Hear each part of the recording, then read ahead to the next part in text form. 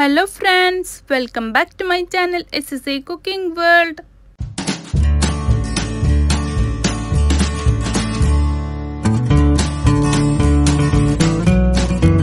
ഇന്ന് ഞാൻ നിങ്ങളുടെ മുമ്പിൽ വന്നിട്ടുള്ളത് നല്ല ടേസ്റ്റിയും ഹെൽത്തിയും വെരി ഈസിയുമായിട്ടുള്ള ഒരു അടിപൊളി കിടുക്കാച്ചി സ്നാക്കുമായിട്ടാണ് കേട്ടോ.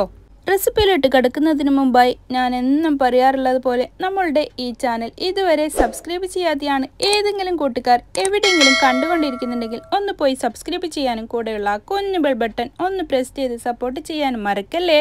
എന്നാലേ ഞാനിടുന്ന പുതിയ വീഡിയോസിൻ്റെ നോട്ടിഫിക്കേഷൻ നിങ്ങളിലെത്തുകയുള്ളൂ, നിങ്ങൾക്കത് അപ്പോഴപ്പോൾ തന്നെ കാണാനും പറ്റത്തുള്ളൂ. കടലപ്പരിപ്പ് കൊണ്ടാണ് കേട്ടോ ഇത് ഉണ്ടാക്കുന്നുള്ളത്.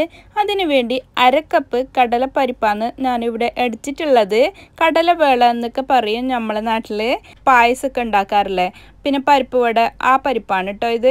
ഇതിന് നമ്മൾ വേണമെന്നുണ്ടെങ്കിൽ ഒരു 2 മണിക്കൂറൊക്കെ വെള്ളത്തിൽ കുതിർത്ത് വെക്കാം. അതിൻ്റെ ആവശ്യമൊന്നുമില്ല, ഞാൻ അങ്ങനെ തന്നെ ഇട്ട് എടുക്കാമെന്ന്. കഴുകിയിട്ട് ഒരു 3 വിസിൽ ആവുന്നത് വരെ ഇത് വേവിച്ചെടുത്തിട്ടുണ്ട്.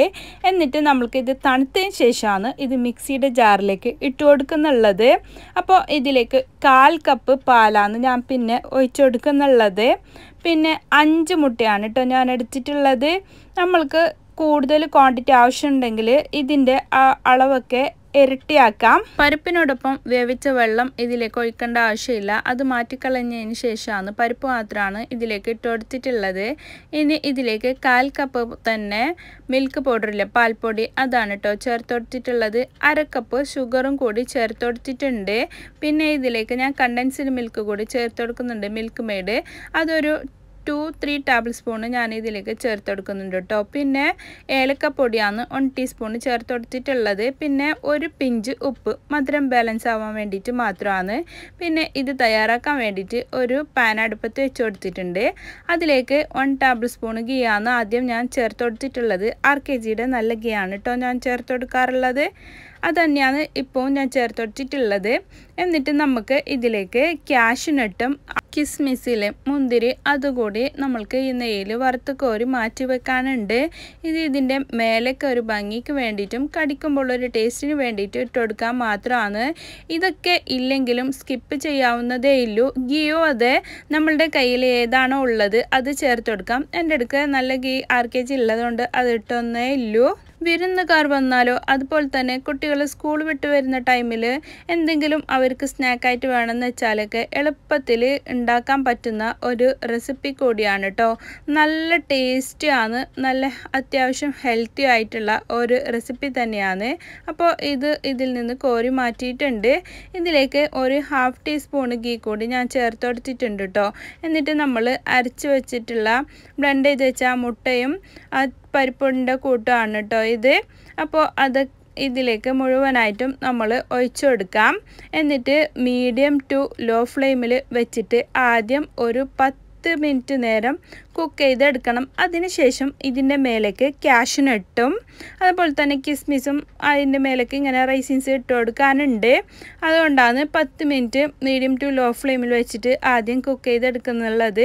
ഇത് ഞാൻ 5 മിനിറ്റ് ആകുമ്പോൾ തന്നെ ഇതിലേക്ക് വെച്ച് കൊടുത്തിട്ടുണ്ട്. അപ്പോൾ അത് അങ്ങനെ തന്നെ താണു പോയിട്ടുണ്ട്. കുറേയൊക്കെ റൈസിൻസൊക്കെ മുന്തിരിയൊക്കെ അതിൻ്റെ അകത്ത് താണു പോയിട്ടുണ്ട്. അപ്പോൾ അങ്ങനെ വരാതിരിക്കാൻ വേണ്ടിയിട്ടാണ് ഒരു 10 മിനിറ്റ് നേരം നമ്മൾ ഇത് കുക്ക് ചെയ്തെടുത്തതിന് ശേഷമാണ് ഇതിൻ്റെ മേലേക്ക് വെച്ച് കൊടുക്കാനുള്ളത്. അപ്പം മേലെ തന്നെ ആയി കിട്ടും. അപ്പോൾ ഇത് പെട്ടെന്ന് അടുക്കി പിടിച്ച് കരിഞ്ഞൊന്ന് പോവാതിരിക്കാൻ വേണ്ടിയിട്ടാണ് ഞാൻ ബിരിയാണിക്കൊക്കെ ദമ്മ് ചെയ്യുന്ന ആ ഒരു സാധനമാണ് ഇതിലേക്ക് വെച്ച് കൊടുത്തിട്ടുള്ളത്. ഫ്രൈ ഫാൻ ആണെങ്കിൽ നമ്മൾ ദോശക്കല്ലൊക്കെ ഉണ്ടെങ്കിൽ അത് വെച്ച് കൊടുത്താലും മതി കേട്ടോ. എന്നിട്ട് ലോ ഫ്ലെയിമിൽ വെച്ചിട്ട് വേണം ഒരു ടോട്ടലി ഒരു 20 മിനിറ്റ് ആകുമ്പോഴത്തേനും നമുക്കിത് വെന്ത് കിട്ടുന്നുണ്ട്. ബാക്കി 10 മിനിറ്റ് കൂടി ഇങ്ങനെ എടുക്കാൻ വേണ്ടിയിട്ട്, വേവിച്ചെടുക്കാൻ വേണ്ടിയിട്ട് ഫ്ലെയിം കൂട്ടി വെച്ചിട്ട് ഒരിക്കലും നമ്മൾ ഇത് വേവിച്ചെടുക്കാൻ പാടില്ല. അപ്പോൾ പെട്ടെന്ന് നല്ലോണം കരിഞ്ഞിട്ട് പോവും, മേലേക്ക് ഇപ്പോൾ വേവാത്ത പോലെയൊക്കെ ആയിട്ട് തോന്നും. അപ്പോൾ അതിന് വേണ്ടിയിട്ട് മാത്രമാണ് നമ്മൾ ലോ ഫ്ലെയിമിൽ വെച്ചിട്ട് തന്നെ ഇത് വേവിച്ചെടുക്കുന്നുള്ളത്. നല്ല പെർഫെക്റ്റ് ആയിട്ടുള്ള വായിലിട്ടാൽ അലിഞ്ഞു പോകുന്ന നമ്മളുടെ പരിപ്പ് പോള ഇവിടെ റെഡി ആയിട്ടുണ്ട് കേട്ടോ. അപ്പോൾ പെട്ടെന്ന് ഗസ്റ്റൊക്കെ വരികയാണെങ്കിൽ നമ്മളുടെ കയ്യിൽ ഒന്നുമില്ലെന്ന് വെച്ചോ, അപ്പോൾ പരിപ്പും മുട്ടയൊക്കെ സാധാരണ എല്ലാ വീട്ടിലും ഉണ്ടാവുന്നതല്ലേ. ഇത് വെച്ചിട്ട് നമുക്ക് എളുപ്പത്തിൽ നല്ല കിടുക്കാച്ചയായിട്ടുള്ള ഒരു ഈവനിങ് സ്നാക്ക് തയ്യാറാക്കാവുന്നതേ ഉള്ളൂ കേട്ടോ. നല്ല ടേസ്റ്റാണ്. ഇത് പരിപ്പ് വെച്ചിട്ടാണ് ഉണ്ടാക്കിയതെന്ന് ആരും പറയില്ല, അത്രയ്ക്കും ടേസ്റ്റാണ് ഇതിനെ. ഇത് ഒരു തവണയെങ്കിലും ഉണ്ടാക്കാത്തവരുണ്ടെങ്കിൽ എന്തായാലും ഇപ്പോൾ തന്നെ ഉണ്ടാക്കിയിട്ട് നോക്ക്. നിങ്ങൾക്കെല്ലാവർക്കും ഒത്തിരി ഇഷ്ടമാവും. പ്രത്യേകിച്ച് കുഞ്ഞു മക്കൾക്ക് വളരെ ഇഷ്ടപ്പെടുന്ന ഒരു റെസിപ്പി കൂടിയാണ് കേട്ടോ ഇത്. ലഞ്ച് ബോക്സിലൊക്കെ സ്കൂളിൽ മക്കൾക്ക് കൊടുത്തു വിടാൻ പറ്റിയ ഒരു റെസിപ്പി കൂടിയാണ്.